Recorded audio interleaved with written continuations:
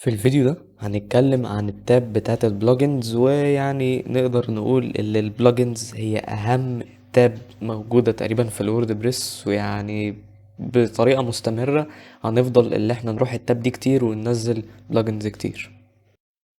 هنروح للداشبورد بتاعتنا اللي احنا دايما متعودين عليها، ونروح عند البلوجنز اللي هي تحت الابيرنس وندوس عليها. حلو.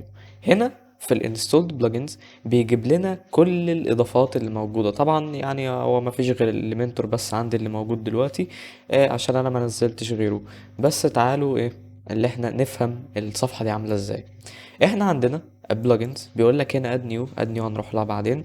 بعد كده بيقول لك انت عندك هنا كام بلجن وعندك كام واحده اكتف. ولو عملنا دي اكتيفيت نقول له هنا سكيب، هنقول له عندك كام واحدة inactive يعني مش شغالة، وكام واحدة recently active دي إضافة جديدة ضافوها في الوردبريس.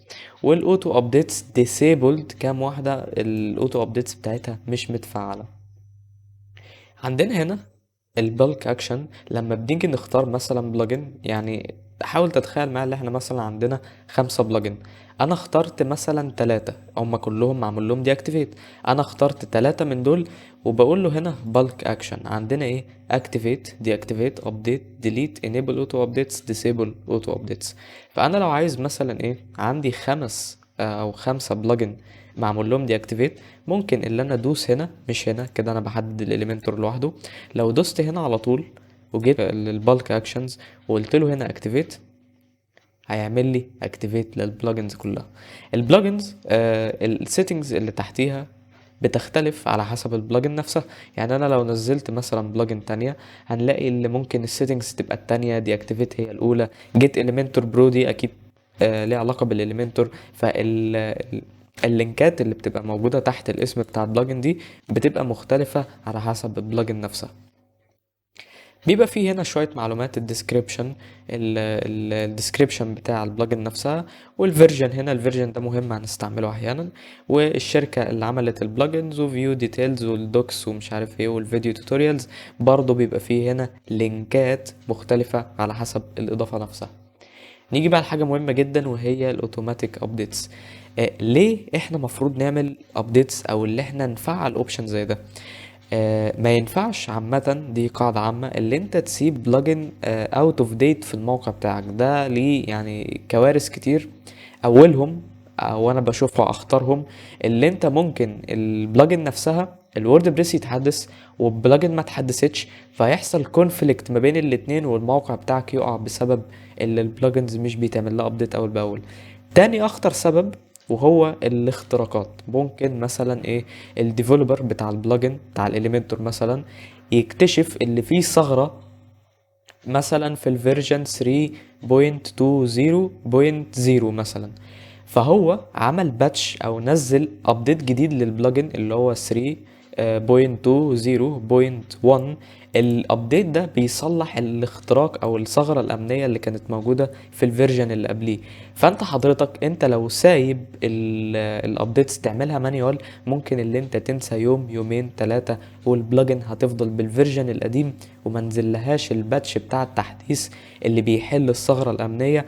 لا، وده بنسبة كبيرة لو في مثلا حد هاكر دخل على الموقع ولقى اللي انت شغال بالفيرجن ده، ممكن اللي هو يستغل الثغرة الأمنية دي ويخترق الموقع بتاعك بسهولة جدا. ده كده بالنسبة للبلجنز او الانستولد بلجنز اللي هي موجودة بالفعل على الموقع. وطبعا الصفحة دي هنرجع لها تاني لما ننزل كام بلجن كمان كده عشان نجرب اللي احنا نعمل الحاجات اللي احنا قلنا عليها دي كلها. تعالوا بقى نروح للاد نيو بلجن. وهنا ممكن تسألني سؤال، هي البلجنز دي تحديدا بتعمل ايه؟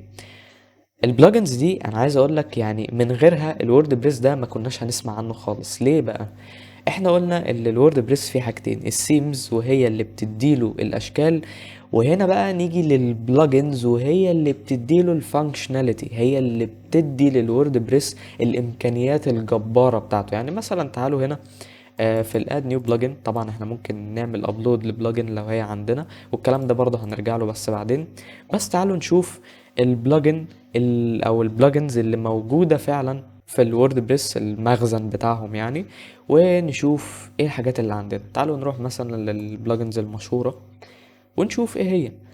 اول بلجن هتلاقيها دايما قدامك هي الاليمنتور. الاليمنتور ده ايه هو باختصار؟ طبعا انا قلت اللي هو يبقى ليه سيكشن لوحده، بس الاليمنتور ده بيبني الصفحات. يعني انت لو شفت لما نخش على السيكشن بتاع البيجز ونبدأ اللي احنا نعمل صفحات، هتحس ان انت امكانياتك محدودة، او اللي انت مش عارف تعمل اشكال مختلفة، واللي انت تلون ده وتعمل ده، هتحس ان انت امكانياتك محدودة. الاليمنتور ده اول ما ظهر هو عمل يعني زي ما بنقول ايه جيم شينجينج للووردبريس كله، اللي هو خلى تصميم الصفحات، او يعني الووردبريس خلاه مش مقتصر بس على المدونات، لا ده انت ممكن تعمل بيه مواقع شخصية والى اخره. حلو. ايه الكونتاكت فورم 7 دي؟ الكونتاكت فورم 7 دي هي تقريبا من اشهر البلجنز اللي بتعمل لك كونتاكت فورم، يعني اللي هي بتاعه التواصل معنا. لما بتيجي مثلا في اي موقع تدخل اسمك، تليفونك، ايميلك، الرساله اللي انت عايز تعملها، وبتقول له سبميت. وهنا اليوست اس اي او، طبعا اي حد مرت عليه كلمه اس اي او قبل كده يبقى عارف البلجن دي بتعمل ايه. دي البلجن اللي بتساعد الموقع بتاعنا اللي هو يظهر في محركات البحث بتاعة جوجل وبينج وياهو وكل الحاجات دي. وطبعا في بلجن تانية انا دايما بحب استعملها، وهي رانك ماس اس اي او. دي احسن من يوست من وجهة نظري، عشان بتدي لك امكانيات اكتر وادوات اكتر. وهنا بقى يعني عندك كمية حاجات كتير قوي، منهم مثلا الوو كوميرس، اللي هو يعني بتقول له انستول ناو يخلي موقعك تجاري، يعني دي يبقى فيه منتجات وبوابات دفع وتشتري وكارت والكلام ده كله. وكوميرسيال اللي بتعمل كده. اول ان وان دبليو بي ميجريشن مثلا، دي البلجن المسؤول عن الباك ابس. لو انت مثلا الموقع بتاعك عايز تاخد منه باك اب، عشان لا قدر الله ممكن مثلا يحصل حاجه، بتعمل تحديث، الموقع تم اختراقه، دايما بيبقى معاك باك اب للموقع بتاعك. لايت سبيك كاش مثلا، دي اضافه ليها علاقه بالسرعه. بس انا طبعا في الفيديو ده مش هقعد اللي انا اقول لك كل الحاجات دي بتعمل ايه.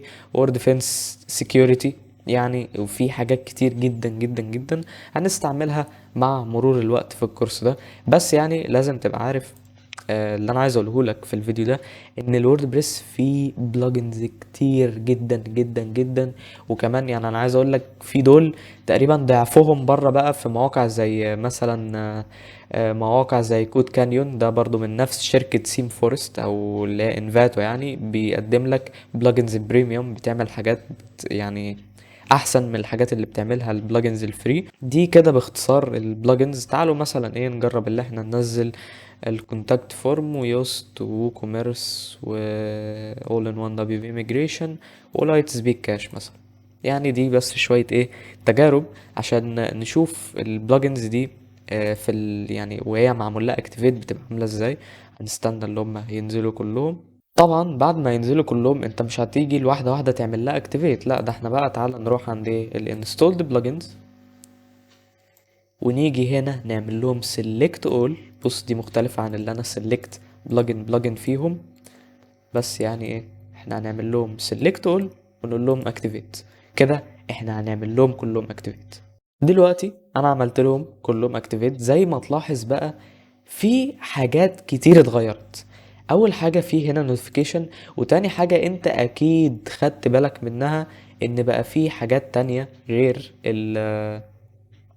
في حاجات تانية غير البوستس والميديا والبيجز. لا ده بقى في هنا كونتاكت، في هنا وكوميرس، في هنا برودكتس، في بيمنتس، اناليتكس، ماركتنج، في هنا اول ان وان دبليو بي ميجريشن، في اليوست سي او، في اللايت سبيد. في حاجات كتيره جدا اتضافت. عشان كده وانا بشرح لك الداشبورد بتاعت الورد بريس في الاول قلت لك ان السايد منيو دي هتتغير بناء على كميه البلجنز اللي انت بتضيفها، عشان كل بلجن من دول بيبقى ليها السيتنجز بتاعتها. تمام. دي كده بالنسبة للبلجنز. طبعا انا مش هخش في حاجة حاجة اشرح دول بيعملوا ايه، لا كل حاجة من دول ليها وقتها وليها السكشن بتاعها، واقول لك بالتفصيل كل حاجة جوه بتبقى عاملة ازاي. بس يعني انا في الفيديو ده كنت حابب ان انا اوريك ايه هي البلجنز وهنستعملها ليه. وطبعا حتة بونص كده ممكن نعملها، اللي احنا نعمل لهم select all ونعمل هنا enable auto updates، عشان البلجن دي تبقى all up to date من غير تدخل منك. كده اتعمل لهم automatic updates. وبس كده، ده كل اللي انت كنت محتاج تعرفه في فيديو النهاردة عن البلجنز. وخلي بالك الفيديو ده لازم تركز فيه كويس، عشان البلجنز مهمة جدا وهنستعملها استعمالات كتيرة جدا جدا.